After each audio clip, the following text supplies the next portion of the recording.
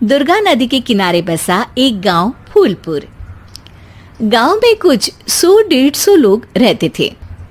अंजलि, जो कि पास ही के जिले में रहती थी और 12वीं पास कर चुकी थी, उसके पिताजी ने बेटी को जल्दी विदा करने के लिए उसकी शादी फूलपुर गांव के मुकेश से करवा दी थी। मुकेश कभी स्कूल नहीं गया था और इस कारण वो पढ़ा लिखा नहीं था और बाकी गांव वालों की हालत भी मुकेश जैसी ही थी। मुकेश के घर में उसके माता पिता भी रहते थे। सासू माँ, मैं बाहर मंदिर तक जा रही हूँ, आधे घंटे में आ जाऊंगी। अरे अभी कहीं जाने की जरूरत नहीं है, चुपचाप जाके रसोई में रात के खाने की तैयारी करो। और ये घूंघट क्यों हटा लिया है तुमने? क्या पता नहीं कि इस गांव में औरतें बिना घूंघट के नहीं रहती? रात में अंजलि छत पर जाकर अपनी मम्मी से बात कर रही होती है। तभी गांव की 3-4 औरतें उसे देख लेती है और दरवाजे पर आकर उसकी सास से शिकायत करने लगती है। और क्या हुआ? अरे छत पे तो देखो, आपकी बहू मटक मटक के किसी से फोन पर बात कर रही है। दिन भर फोन पे लगी रहती है। अरे कल तो मंदिर के पास वो क्या कहते हैं, सेल्फी ले रही थी। शहर की बहू रखना अच्छा शान की बात है, पर देखना इसके लक्षण से ये तो तुम्हारे परिवार को बदनाम ना कर दे। ये पहली बार नहीं था जब सास से गांव के लोगों ने अंजलि की बुराई या शिकायत नहीं की हो। अब तो ये रोज की बात थी। अंजलि ये सब सुन लेती है। जब वो नीचे जाती है तो मुकेश भी वहां आ जाता है। सास कहती है, बेटा, लोग घर आकर शिकायत करने लगे हैं बहू के कामों की, देख लो। पति हो, संयम से रखो इसे। माँ जी, मैं तो अपनी माँ से बात कर रही थी, क्योंकि यहाँ कोई बात करने लायक ही नहीं है और अब मैं माँ के पास ही रहूंगी। वहाँ क्या रहना, वहाँ बाहर के लोग तो ठीक है, पर घर के लोग भी इज्जत ना दे सके। अरे नहीं नहीं अंजलि, ऐसा नहीं है, धीरे धीरे सब ठीक हो जाएगा, तुम फिक्र ना करो। अरे बस कुछ बोलना ही नहीं है, सर पे चढ़ा रखा है बहू को। सास मुकेश की नरम बात सुन के वहां से मुंह चढ़ाकर चली जाती है। मैं तो कहती हूँ हम दोनों शहर चले जाते हैं। मैं पढ़ी लिखी हूँ, मुझे वहाँ नौकरी भी मिल जाएगी और थोड़े दिनों में आप भी वहाँ कुछ काम ढूंढ लेना। अरे नहीं नहीं अंजलि, हम यहाँ ना गांव का खेत, माँ पिताजी को छोड़कर शहर नहीं जा सकते। माँ पिताजी को कैसा लगेगा और गांव वाले क्या सोचेंगे?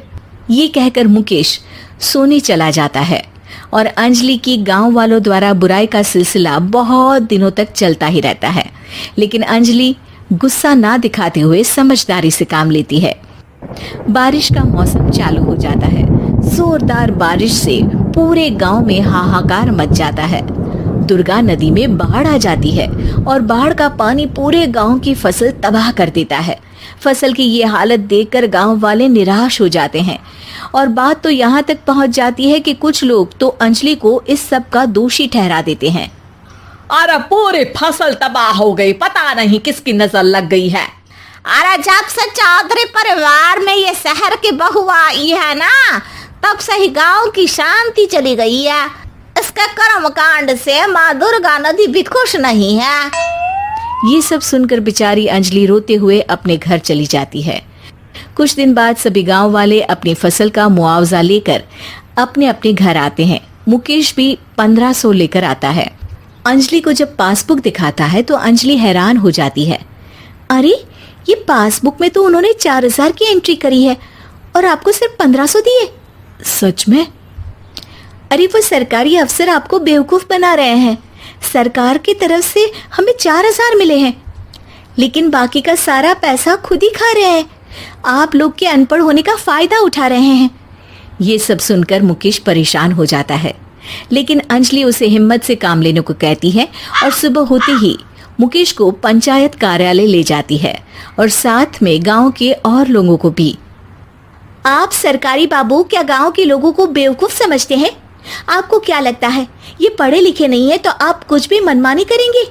ये बेचारे दिन रात इतनी मेहनत करते हैं, ये हमारे अन्नदाता हैं और आप इनके साथ ऐसा धोखा करते हैं। अरे क्या बके जा रही है ये लड़की, किस धोखे की बात कर रही है?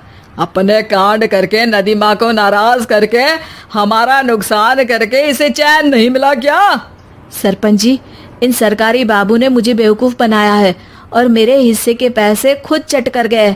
बस ये सुनते ही सरपंच वहां से दुम दबाकर भाग जाता है। पता चलता है कि जनपद अधिकारियों ने गांव के सरपंच के साथ मिलकर सबके साथ धोखा किया है। सब लोगों का विरोध शुरू हो जाता है और आखिर में अधिकारी सब गांव वालों के हिस्सों के बचे हुए पैसे उन्हें लौटा देते हैं और कई दिन तक सरपंच गांव में लौटता ही नहीं। अंजलि, तुम नहीं होती तो हम गांव वालों को तो पता ही नहीं चलता कि ये हमें हर बार बेवकूफ बनाते हैं। हाँ हाँ अंजलि बेटी, हमें माफ कर दो। हम सब तुम्हें बुरा भला कहते रहे, लेकिन तुमने ही आज हमें बेवकूफ बनाने से बचाया है। हमें तुम पर गर्व है बेटी। अब समझ आया कि सरपंच तुमसे नहीं, तुम्हारे पढ़े लिखे होने से नफरत करता था। क्यों ना इस बार हम अंजलि को ही सरपंच पद के लिए चुन ले? क्या कहते हो गांव वालों? पढ़ी लिखी सरपंच। बस पूरा गांव अंजलि के लिए ताली बजाता है और अंजलि की सास उसे खुशी से गले लगा लेती है।